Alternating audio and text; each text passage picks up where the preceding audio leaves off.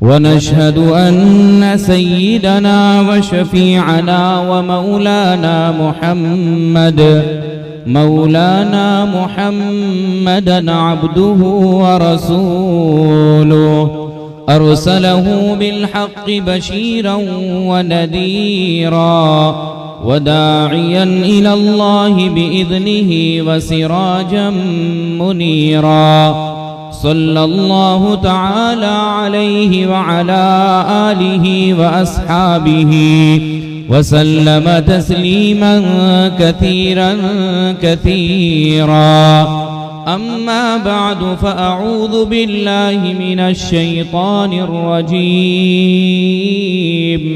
بسم الله الرحمن الرحيم. قل إن كنتم تحبون الله فاتبعوني يحببكم الله ويغفر لكم ذنوبكم والله غفور رحيم.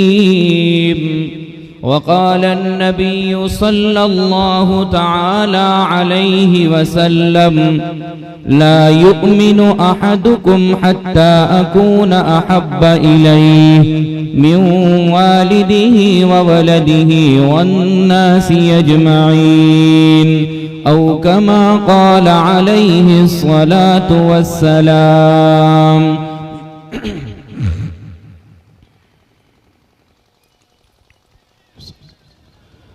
مسلمانوں سنبھل جاؤ، سنبھل جانے کا وقت آیا. مسلمانوں سنبھل جاؤ، سنبھل جانے کا وقت آیا. بہت سوئے ہو تم اب ہوش میں آنے کا وقت آیا. بہت سوئے ہو تم اب ہوش میں آنے کا وقت آیا.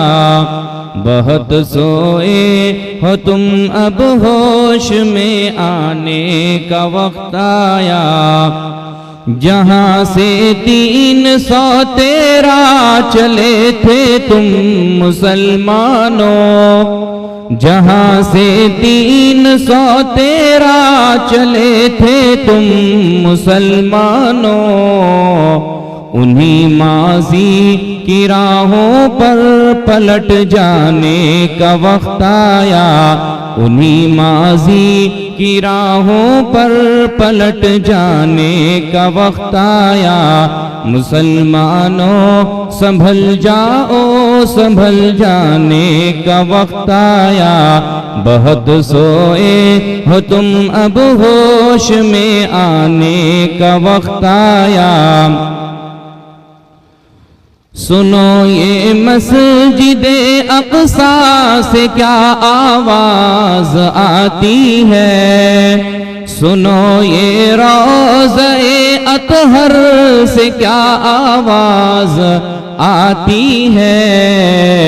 مسلمانوں میری حرمت پہ کٹ جانے کا وقت آیا. مسلمانوں میری حرمت پہ کٹ جانے کا وقت آیا. بہت سوئے ہو تم اب ہوش میں آنے کا وقت آیا. بہت سوئے ہو تم اب ہوش میں آنے کا وقت آیا. جلا ڈالی تھی تم نے کشتیاں اندلس کے ساحل پر، جلا ڈالی تھی تم نے کشتیاں اندلس کے ساحل پر. مسلمان پھر تیری تاریخ دہرانے کا وقت آیا. مسلمان پھر تیری تاریخ دہرانے کا وقت آیا. مسلمانوں سنبھل جاؤ، سنبھل جانے کا وقت آیا. بہت سوئے ہو تم اب ہوش میں آنے کا وقت آیا. اٹھو بھی اے صلاح الدین ایوبی کے فرزندو، اٹھو بھی اے صلاح الدین ایوبی کے فرزندو، اب اس غازی کے افسانے کو دہرانے کا وقت آیا، اب اس غازی کے افسانے کو دہرانے کا وقت آیا۔ جوانان وطن اٹھو کفن بردوش ہو جاؤ، جوانان وطن اٹھو کفن بردوش ہو جاؤ، جہاد فی سبیل اللہ کر جانے کا وقت آیا۔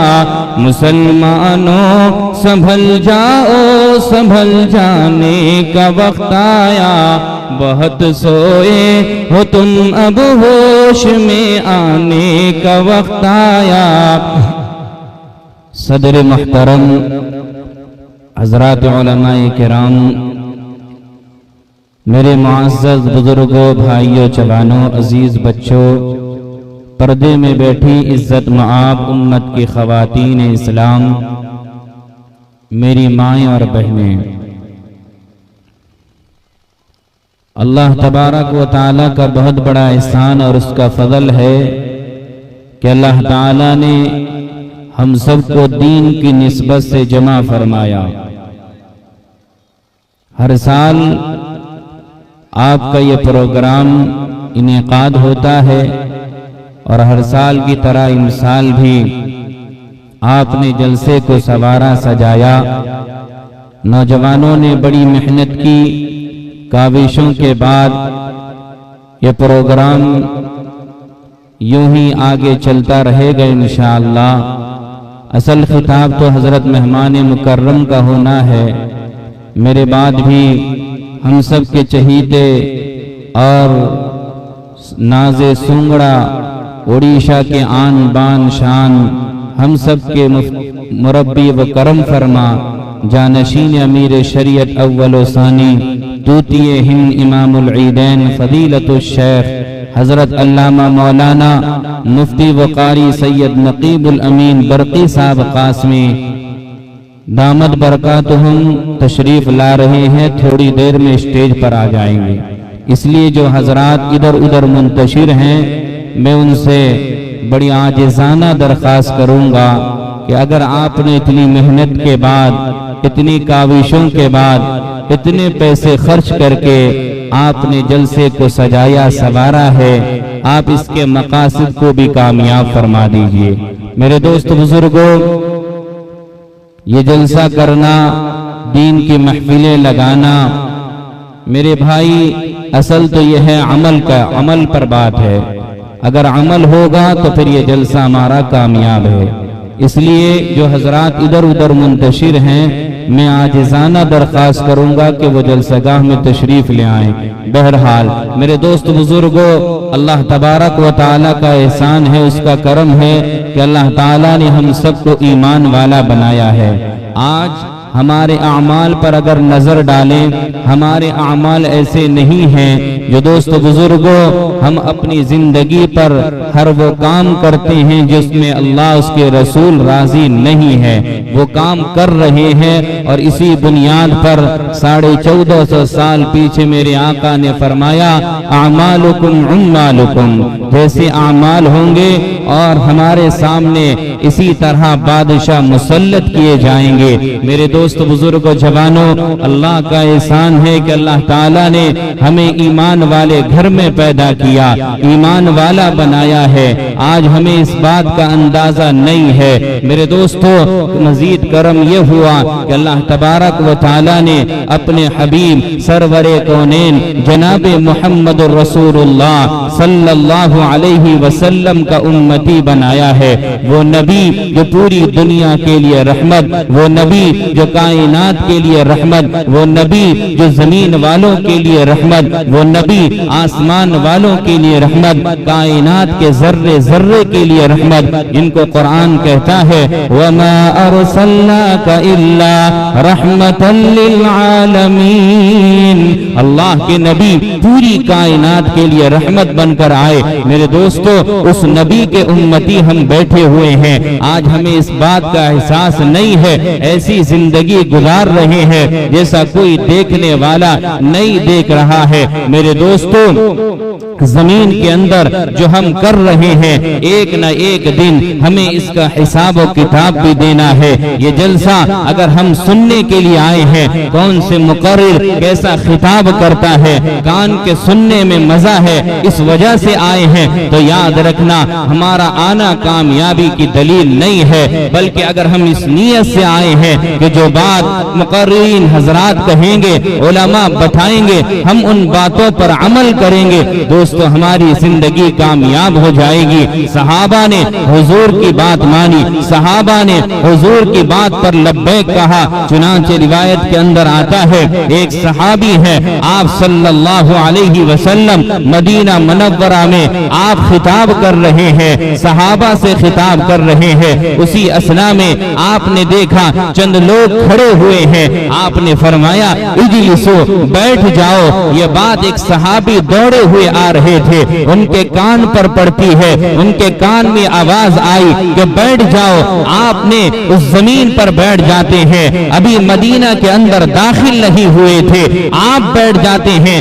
آپ نے فرمایا اے میرے صحابی، میں آپ کے لیے نہیں کہا تھا، میں تو اندر والوں کے لیے کہا تھا کہ جو لوگ اندر کھڑے ہیں بیٹھ جائیں، لیکن آپ کیوں بیٹھ گئے؟ اور نبی فرماتے ہیں جب یہ بات کہنے لگے تو صحابی رسول کہتے ہیں یا رسول اللہ، یا خیر خلق اللہ، اے اللہ کے نبی، اگر آپ جو بات زبان سے نکال دے یہ مجال نہیں کسی صحابی کو یہ قبول نہ کرے۔ دوستو بزرگو، ہم نہ مانے، اگر صحابہ نے ماننے کا جذبہ پیدا کیا، صحابہ نے ماننے کا جذبہ پیدا کیا، صحابہ نے آپ کی باتوں کو اپنایا، دوستو بزرگو وہ دنیا میں بھی چمکے، آسمان میں چمکے، پوری دنیا کے لیے دوستو بزرگو اللہ نے نمونہ بنایا۔ میرے بھائی، ماننے سے انکار کیا ابو لہب بنتا ہے، ماننے سے انکار کیا اللہ کے نبی کے دشمن بنتے ہیں۔ آج ہمارا ماننے کا جذبہ ختم ہو چکا ہے۔ دوستو بزرگو، میں آپ کے سامنے قرآن پاک کی ایک آیت تلاوت کی ہے اور ایک حدیث کا ٹکڑا بیان کیا ہے۔ دوستو بزرگو، اللہ کے نبی صلی اللہ علیہ وسلم فرماتے ہیں لا یؤمن احدکم حتی اکون احب الیہ من والدہ وولدہ والناس اجمعین۔ اللہ کے نبی فرماتے ہیں کہ اللہ کے بعد وہ کامل مومن ہو ہی نہیں سکتا جو اللہ کے بعد محمد الرسول اللہ سے سب سے زیادہ محبت کرنے والا نہ بن جائے۔ دوستو بزرگو، کن سے زیادہ؟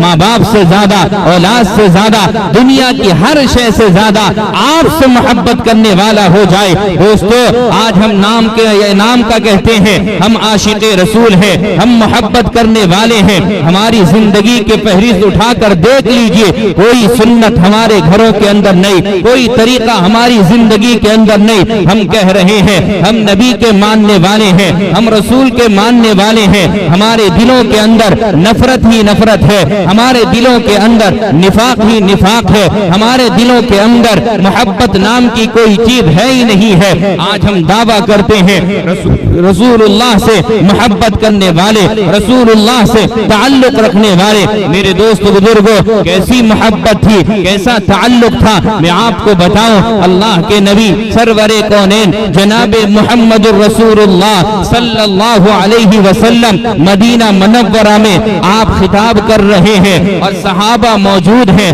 آپ نے فرمایا اے لوگو، اے میرے صحابہ، کیا تم جنتی دیکھنا چاہتے ہو؟ سارے لوگوں نے کہا نعم یا رسول اللہ، کون نہ مشتاق ہو جنتی دیکھنے کا۔ اللہ کے نبی نے فرمایا دیکھو ابھی مدینے کے دروازے سے جو صحابی اندر داخل ہوں گے وہ جنتی ہیں۔ اللہ کے نبی نے جب یہ بات کہی، صحابہ نے دیکھا ایک صحابی اندر داخل ہوتے ہیں، ایک دن گزرا، 2 دن گزرا، آپ نے پھر وہی فرمایا اے لوگو، کیا تم جنتی دیکھنا چاہتے ہو؟ ابھی جو صحابی اندر داخل ہوں گے وہ جنتی ہیں۔ آپ نے دیکھا کل والے صحابی اندر داخل ہوئے، تیسرے دن بھی آپ نے فرمایا اے میرے صحابہ، کیا تم جنتی دیکھنا چاہتے ہو؟ ابھی جو صحابی اندر داخل ہوں گے وہ جنتی ہیں، وہی تیسرے دن پہلے والے صحابی داخل ہوتے ہیں۔ اللہ اکبر کبیرہ۔